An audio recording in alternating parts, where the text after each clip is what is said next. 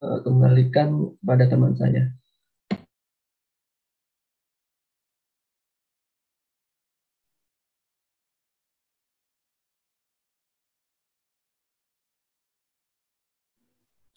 Oke, baik. Terima kasih atas kesempatannya. Saya akan menjelaskan mengenai pendidikan multikultural. Sebagai sebuah ideologi, multikulturalisme harus diperjuangkan karena dibutuhkan sebagai landasan bagi tegaknya demokrasi, hak asasi manusia, dan juga kesejahteraan hidup untuk masyarakatnya. Salah satu cara untuk mengupayakannya yaitu dengan adanya pendidikan multikultural. Pendidikan multikultural berasal dari dua kata, yaitu pendidikan dan juga multikultural. Pendidikan merupakan proses pengembangan sikap dan tata laku seseorang atau sekelompok orang dalam usaha mendewasakan manusia melalui pelajaran, pelatihan, proses, dan juga perbuatan dan cara-cara yang mendidik. Sedangkan multikultural secara etimologis multi berarti banyak ataupun beragam. Dan sedangkan kultural sendiri berasal dari kata culture yang mempunyai makna budaya ataupun tradisi. Next. Kemudian ada beberapa pengertian menurut para ahli. Yang pertama yaitu menurut Slater, pendidikan multikultural adalah sekumpulan proses yang dilakukan oleh sekolah untuk menentang sekelompok yang menindas. Yang kedua ada menurut Zakiyuddin Baidawi, pendidikan multikultural adalah suatu cara untuk mengajarkan keragaman atau teaching diversity. Kemudian yang ketiga ada menurut John Wick Santrok, pendidikan multikultural adalah pendidikan yang menghargai diversitas dan mewadahi perspektif dari beragam kelompok kultural atas dasar basis reguler. Next. Nah, setiap pendidikan pastinya memiliki tujuan yang diharapkan bisa memperbaiki kualitas hidup manusia ataupun masyarakatnya dalam suatu negara. Begitu juga dengan pendidikan multikultural. Adapun tujuan dari pendidikan multikultural yaitu yang pertama, untuk memfungsikan peranan sekolah dalam memandang keberadaan siswa yang beraneka ragam. Kemudian yang kedua, untuk membantu siswa dalam membangun perlakuan yang positif terhadap perbedaan kultur, ras, etnik, dan juga kelompok dan keagamaan.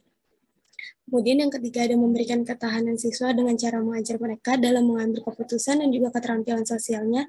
Dan yang keempat yaitu ada untuk membantu siswa dalam membangun ketergantungan lintas budaya dan juga memberikan gambaran positif kepada mereka mengenai perbedaan yang kelompok.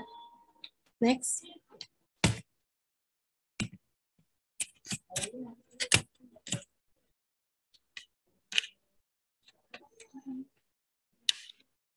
Nah, menurut James Bank, ada 5 dimensi pada pendidikan multikultural. Dimensi ini dapat membantu pendidik dalam menyikapi perbedaan peserta didiknya. Dimensi pendidikan multikultural diantaranya yaitu yang pertama adanya dimensi integrasi, yaitu dimensi yang di dalamnya memuat kecakapan guru dalam mengintegrasikan beberapa materi yang berbeda agar bisa mencapai satu kata kunci yang sama. Nah, contohnya yaitu adalah sebuah kurikulum di mana akan memudahkan para peserta didik untuk belajar. Kemudian yang kedua ada dimensi konstruksi pengetahuan, yaitu dimensi ini lebih mengarah kepada peserta didik. Pemahaman peserta didik ini dipengaruhi oleh pengetahuan yang diterimanya. Jadi tenaga pendidik ini harus mengajarkan peserta didiknya dengan mudah. Kalau misalkan tenaga pendidiknya itu bisa mengajarkan dengan tidak terbelit-belit, maka pemahaman siswanya akan juga mudah diterima oleh peserta didiknya. Kemudian ada dimensi pengurangan prasangka, di mana dimensi ini yang melibatkan peranan tenaga pendidik dalam menghilangkan berbagai prasangka akan suatu ras, agama, maupun budaya. Artinya, pendidik harus bisa membentuk perilaku positif peserta didiknya.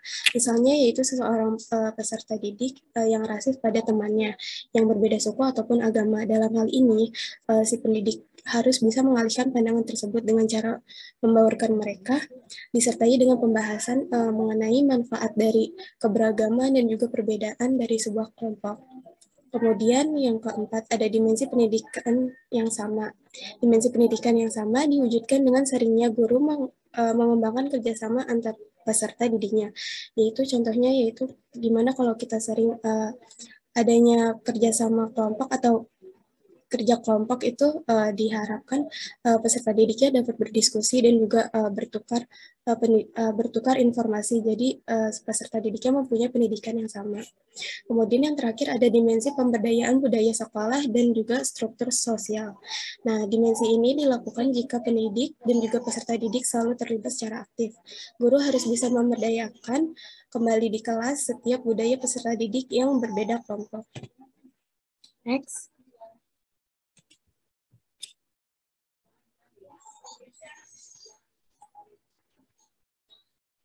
Nah, kemudian ada konsep pendidikan multikultural. Setiap peserta didik harus diberikan kesempatan yang sama tanpa memandang perbedaan kondisi, baik suku, budaya, jenis kelamin, dan lainnya. Nah, jadi tenaga kerja pada konsep pendidikan multikultural ini harus memberikan ilmu atau pengetahuan yang sama kepada para peserta didiknya tanpa membedakan mereka dalam kondisi secara suku, budaya, atau jenis kelamin dan agama. Sekian dari saya, akan dilanjutkan oleh teman saya.